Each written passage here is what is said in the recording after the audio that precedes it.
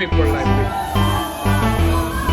You need people like me so you can point your f***ing fingers and say, that's the bad guy. That's the bad guy. That's the bad guy. That's the bad guy. That's the bad guy.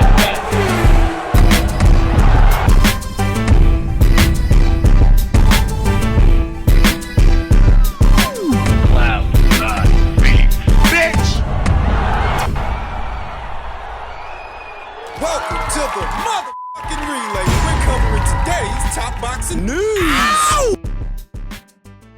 Okay, we'll start with this. Probellum posted this via their Instagram page, and it reads, "We're proud to announce our latest signing, Bree Howling.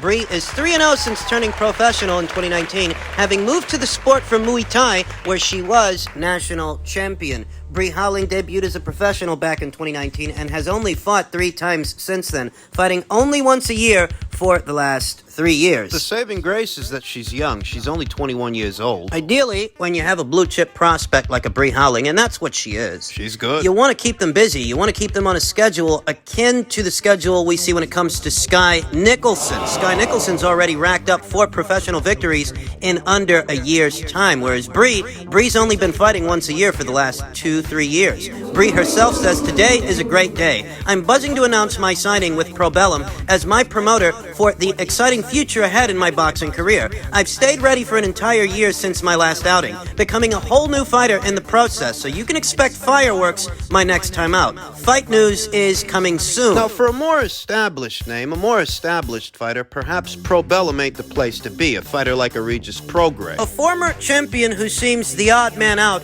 of the 140-pound title picture, Regis Prograis, who very recently took to his own social media to express his discontent that he's not in line for a title fight at 140 pounds. If you're a guy like Regis Prograis that has experience and is a former champion, Probellum may not be the right outfit for you, but for Bree Howling, a fighter in a very different stage, her career, than Regis Prograis is in his. She's only 21 years old. She's only got 3 pro fights. Her opponent options, whoever they are, they won't be very expensive for Probellum, as opposed to putting Regis in fights with guys like Josh Taylor and Jose Zapata, Jose Ramirez, what have you. Bree campaigns at super bantamweight, though she was scheduled to have a fight with Sky Nicholson up there at featherweight. All 3 of Bree Howling's fights were fought just under the super bantamweight limit, of 122 pounds. When she was set to face Sky Nicholson, however, that was scheduled as a featherweight contest. It seems those talks for that fight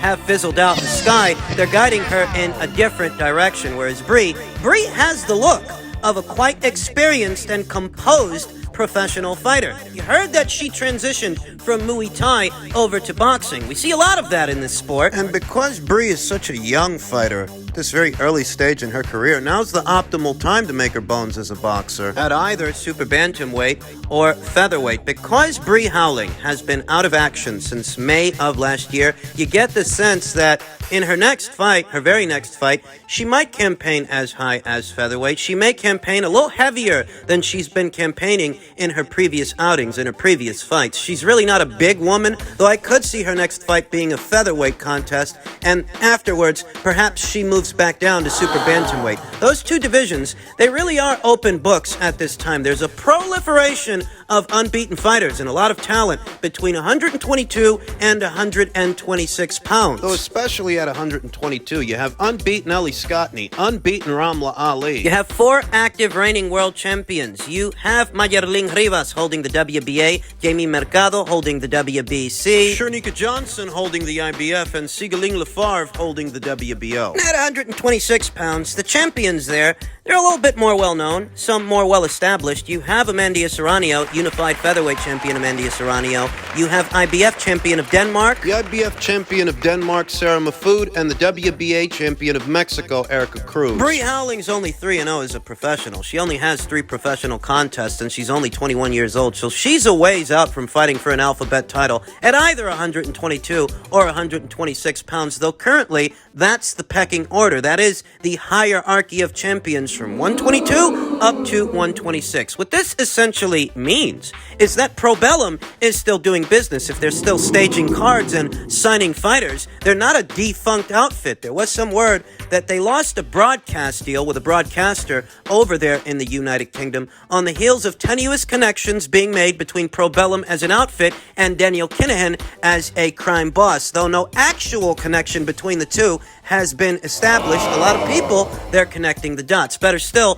Probellum is still in business. If they're still staging cards and still signing fighters, they just signed Bree Howling. Bree Howling, who's very young but has the look of a more maturated fighter than she actually is. More maturated boxer, I should say. And for the time being, this is a good fit. This is a good move. For a fighter in the beginning stages of their careers, Probellum is quite capable of getting Bree Howling opponents. Because her opponents aren't going to cost all that much money. You're not talking about bringing over seasoned fighters and seasoned champions that may have relationships with other outfits over to the Probellum side of things. You're essentially just trying to find some experienced fighters, some journeywomen to keep young Bree Howling busy with. You're essentially at this point in the juncture just trying to get Bree Howling out there and trying to allow her to earn her stripes as a professional boxer in what still are the beginning stages of her career. She might have 3 years in the pro game, but she's only got 3 fights. So there's a lot more work needs doing, and it's all about getting rounds in the bank. Getting her experience at this point,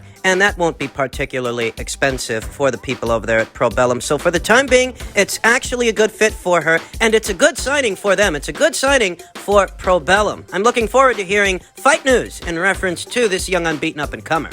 In men's light heavyweight news, I'm sure most of you have heard by now, it's official. The World Boxing Organization's Championships Committee ordered the fight between WBA super light heavyweight champion Dimitri Bivol and the #1 challenger of the category, Gilberto Zurdo Ramirez. And I was just wondering about this just the other day, just last night, one of my recent uploads. News broke that Eddie Hearn was attempting to negotiate the fight between Dimitri Bivol and his man in the UK, Joshua Buatsi. Now, it seems that the WBA have left the reigning champion Dimitri Bivol with little say-so in the matter. If he intends to hang on to that WBA light heavyweight title, he has to satisfy his mandatory challenger, Zurdo Ramirez. Perhaps if the fight between them, between Dimitri Bivol and Joshua Buatsi, perhaps if that fight would have been negotiated and made official already, the WBA would have stayed this order because Dimitri would have been under contract already to fight someone else. If the fight would have been done by now, perhaps the WBA would have stayed this order. But to my knowledge, that fight wasn't done. It was in the preliminary stages of being done. Of being made. And they have robbed Dimitri Bivol of the luxury of choice. In truth, I'm not angry at this order. I'm not angry at this news because I said it then and I'm saying it again, here and now. The Zurdo Ramirez fight, for my money, is a better fight than the Buatsi fight. Joshua Buatsi, for me, he's not experienced enough for the likes of a Dimitri Bivol. But Zurdo Ramirez, given his size and his punching power, his volume, the fact that he's a southpaw, and a former champion, an unbeaten one, this is a more interesting fight. For my money, it's a better fight. Zurdo Ramirez is more ready for a Dimitri Bivol than Joshua Buatsi is. In the meantime, I don't know. Maybe you make Joshua Buatsi versus Callum Smith, a former champion at super middleweight now campaigning as a light heavyweight. Maybe you get some journeymen, some seasoned guys for Joshua Buatsi to fight, because from where I'm sitting, that guy needs more rounds in the bank. He needs more world-level experience. Bivol versus Ramirez is a better fight for my money. Better than a Buatsi fight. I wonder, though, who's going to do the fight? Is it going to be a Matchroom show or a Golden Boy Promotions show? Golden Boy Promotions, they don't have as big a stable or as many resources, as many bodies to spare as Matchroom does. So, is Golden Boy Promotions going to send Zurdo over to Matchroom? Or is Matchroom going to let Golden Boy do the show? Both outfits are in bed with DAZN, so it shouldn't be too big an issue. I wonder how it's going to play out. Will there be a purse bid situation, and will both Golden Boy Promotions and Matchroom find themselves bidding on the same fight that, one way or another, is going to end up on the same platform? Curious indeed. Though I reiterate, I like this fight better than I like the Buatsi fight. It's more intriguing. For a long time, Zurdo Ramirez was a very big guy. He was killing himself to make super middleweight as reigning WBO super middleweight champion, but now he's up there at light heavyweight, a better weight, I think, a better weight for him, and he's durable up there, you understand. Dimitri Bivol may not get the respect from Zurdo that he got from Canelo Alvarez, a naturally smaller fighter who was moving up in weight. We all know that Canelo Alvarez, excellent boxer that he might be, he's not a true light heavyweight, whereas Zurdo Ramirez in many ways is a cruiserweight. Cruiserweight on a diet. Dimitri Bivol's going to have to fight on the fly, stay on the balls of his feet. Fighting a fight similar to the fight that he fought against Joe Smith Jr., Lennon Castillo, and more recently, Craig Richards, a fight where he's in and out. Only throwing 1 or 2 punches at a time. He can't get greedy with this guy. Can't afford to sit on his punches, sit on his shots, planting his feet, throwing 3 and 4 punch combinations against a pressure fighter, a statuesque one like a Zurdo Ramirez, because that's what Zurdo wants. He wants to make it a gunfight. Dimitri Bivol's dealt with big guys and pressure guys before. Big guys at this weight. Big guy like Lennon Castillo, Craig Richards, dealt with a big puncher and a decent-sized guy in Joe Smith Jr., though Joe, he's a more crude and basic pressure fighter than Zurdo Ramirez is, where Joe's best punches are his straight punches from the outside coming in while he applies pressure. Zurdo's best punches are his hooks, his bent arm punches, mid-range to inside, and he's a better combination puncher, I think, than a Joe Smith Jr., though this is where Bivol's experiences with those fighters, the very statuesque Lennon Castillo and Craig Richards, the hard-punching and durable Joe Smith Jr., this is where those experiences will service him the best. He's not in unfamiliar territory. These 2 boys have got until August 10th to do the fight before it goes to a purse bid. And I don't know whose show this is going to end up being. I don't know if this is going to end up being a Matchroom show or a Golden Boy Promotions show. Your guess is as good as mine, though, one way or another. It's going to be on the DAZN platform, and it's a fight that's going to get a lot of attention. Because here we have Dimitri Bivol facing yet another fighter of Mexican descent, and we all know how much those Chicano fans move the needle here in the United States. This is yet another big fight and another big opportunity for Dimitri Bivol, though. Not just Dimitri,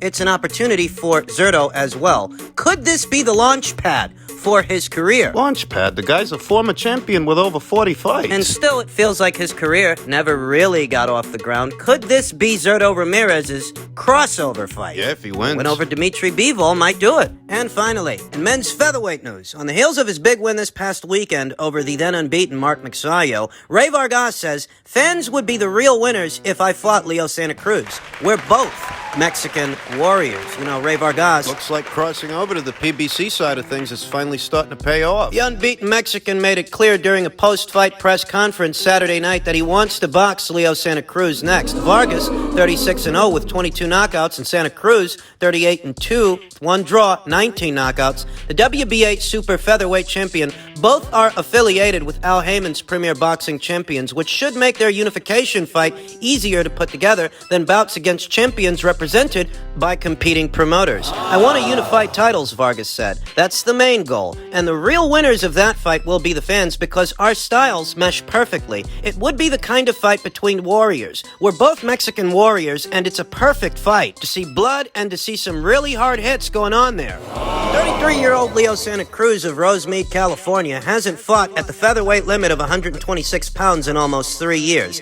Yet the WBA still recognizes Santa Cruz as its super 126-pound champion. The 4-division champion defeated Rafael Rivera by unanimous decision in his last featherweight fight, a 12-round non-title bout in February of 2019 at Microsoft Theater in Los Angeles. The WBA also recognizes a secondary featherweight champion, England's Lee Wood. Another British boxer, Josh Warrington, owns the IBF 126-pound championship, though the best one among them, the best in show at featherweight, really is Mexico's own El Vaquero, Emmanuel Navarrete. Emmanuel Navarrete is the WBO featherweight champion. When Vargas was specifically asked about boxing Navarrete, who is promoted by Bob Arum's Top Rank Inc., he emphasized a preference to face Santa Cruz. Good fights abound, that's for sure, Vargas said. The first step was to win the world title. Now it's a whole new world out there. But I insist, the fight that I want to unify is against Leo Santa Cruz. But of course, we would consider any and all options moving forward. I don't get the sense that Ray Vargas crossed over to the PBC side of things to face top-ranked fighters. More importantly, I vaguely recall Emmanuel Navarrete saying well over a year ago that if Ray Vargas ever wanted to unify titles with him, he's got his phone number. This was when both of those boys were down there at super bantamweight. They're up there at featherweight now. Reigning as champions in a different weight class, parallel to each other yet again. I think El Vaquero mops the floor with everybody holding the title at 126 pounds, and I'm not going to make any bones about it. Even if Ray Vargas ends up taking on Leo Santa Cruz and beats him, and he becomes this division's unified champion, even if the powers that be rank him as the #1 featherweight in the world, I don't give him any kind of odds against El Vaquero, Emmanuel Navarrete. But Josh Warrington, for that matter. You guys saw what Mauricio Lara did to that guy. Imagine if he were in there with El Vaquero. Imagine if he were in there with Emmanuel Navarrete. You ask me, the best guy in show really is Emmanuel Navarrete, but because of the politics of boxing, sadly,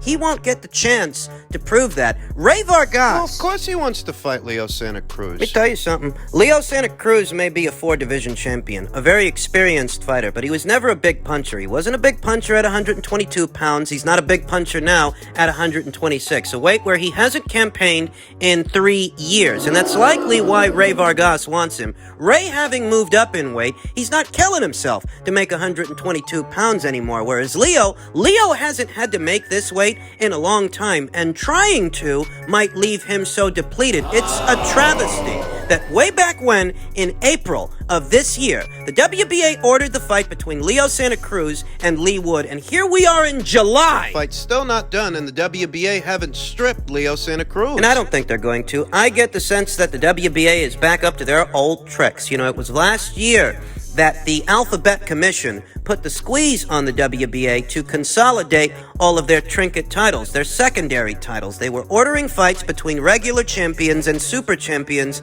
as to only have one champion per weight. Yet this fight, the fight between Leo Santa Cruz and Lee Wood, it got ordered back in April of this year. Several months later, fight hasn't gotten over the line yet. In the WBA, they haven't stripped Leo Santa Cruz. I get the sense they're going to leave him alone. They're going to let him do what he wants long enough that he can have a unification match with Ray Vargas, because the WBA seems to have always had a rather unethical relationship with the PBC. It seems like they give a lot of their guys a lot of leeway, the benefit of the doubt. they're not gonna fucking strip Leo Santa Cruz. They're gonna leave Lee Wood in limbo. And you know, if Lee Wood wants to fight for a major Alphabet title, he may have to look to his matchroom stablemate, a champion at this weight, Josh Warrington, reigning IBF champion. But as far as the WBA ordering Leo to fight him, I don't think it's going to happen. I don't. In the in-between time, El Vaquero, the guy who I think is the best featherweight in show, he's already spoken for anyway. He's over there on the top-ranked side of things, and he's supposed to be returning to action August 20th in San Diego against Baez for what is a defense of the brown belt, a defense of the WBO title. I don't expect any of these guys, not Josh Warrington, not Leo Santa Cruz, and not Ray Vargas. I don't expect any of them to unify titles with Emmanuel. For the time being, unfortunately, El Vaquero is the odd man out. What we can expect is Ray Vargas versus Leo Santa Cruz, for better or worse. That's it.